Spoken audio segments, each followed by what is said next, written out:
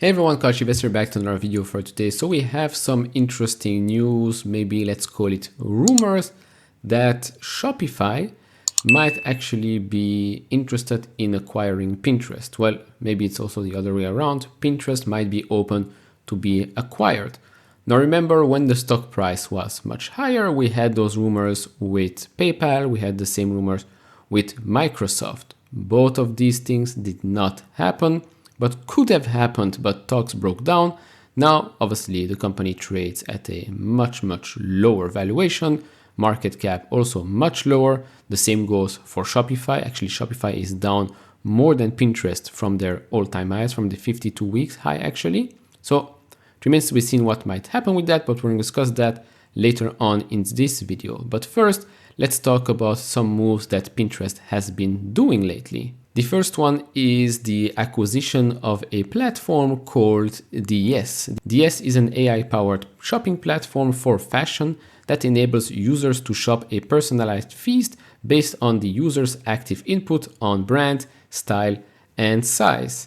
Pinterest believes that DS leadership, innovative technology, and talented team combining shopping expertise with fashion industry capability will help accelerate Pinterest's vision for it to be the home of taste-driven shopping. Obviously, shopping on the platform, payments made on the platform is still something that is really missing for Pinterest. It's something that most investors have been waiting for a long time. And this is one of the negative sides of Pinterest, is that things move extremely slow. The second announcement was that Pinterest has struck one of its largest content deals ever, a multi-million-dollar multi-year deal with Tastemade that will result in 50 new TV shows, live videos, and events. Now, if you didn't know, I didn't know this either, but Tastemade is one of the most highly trafficked video programming companies on social media. So it's great. This will put more content on the platform, which means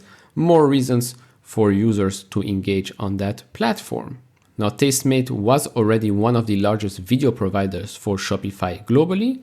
So they say here, when you look at the content that Tastemade has on Pinterest, it does 200% above the average pin in terms of the save rate that content generates. So that's a pretty good metric.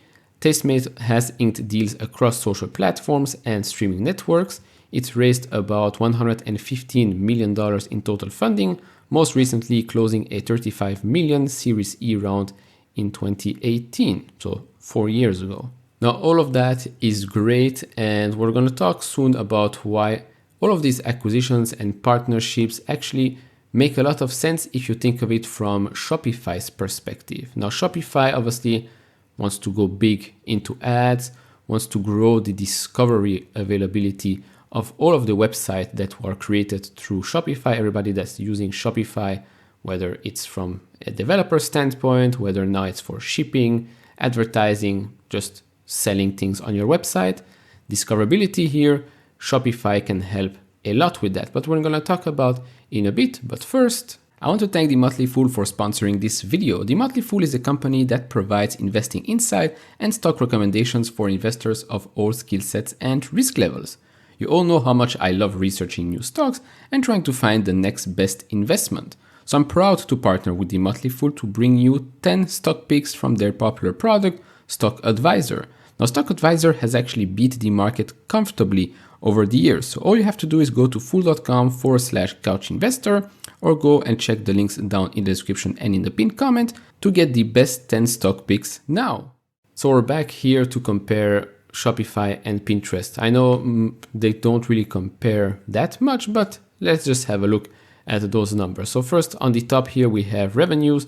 So obviously Shopify generates a bit more revenue than Pinterest. Well, a bit more, basically almost double. But then if you look at the other metrics here, free cash flow in the last 12 months, Pinterest $681 million, Shopify $253 million. Now, drawdown from their peak. So Pinterest is down 78.8% from their peak, Shopify down 80% from their peak. So you see, they do work well together. Now, return on equity, Pinterest has a 12.26% return on equity in the last 12 months, and Shopify is at 1.92%. So not that high. But then again, they're still investing a lot, still growing pretty fast. So we might see that number, well, we hope to see that number increase over time. So now let's talk about that rumor and where it actually started. So the tweet here obviously is a copy from the real release, but that's behind the paywall. So Pins mentioned positively potential for upside given possible acquisition target commentary. Shopify mentioned as possible buyer.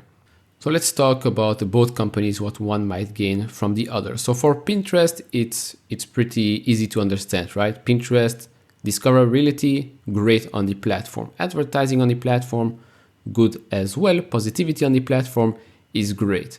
But what's missing there is obviously that e-commerce aspect and, well, the checkout, generating sales, GMV, etc.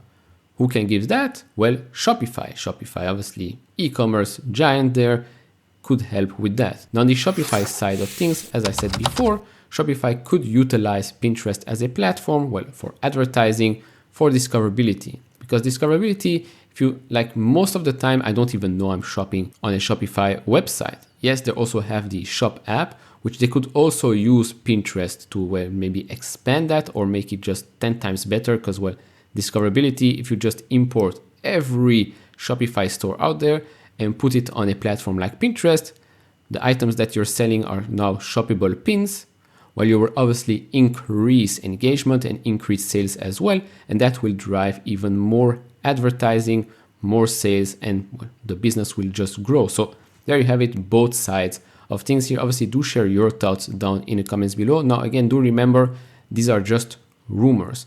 The stock didn't even pop on these rumors. Now, if some miracle it actually happens, by the way, this video gets out June 28th. Remember, June 28th is the final day before the stock split. June 29th, the stock will trade on a stock split based, well, price. So 10-1, just so you remember.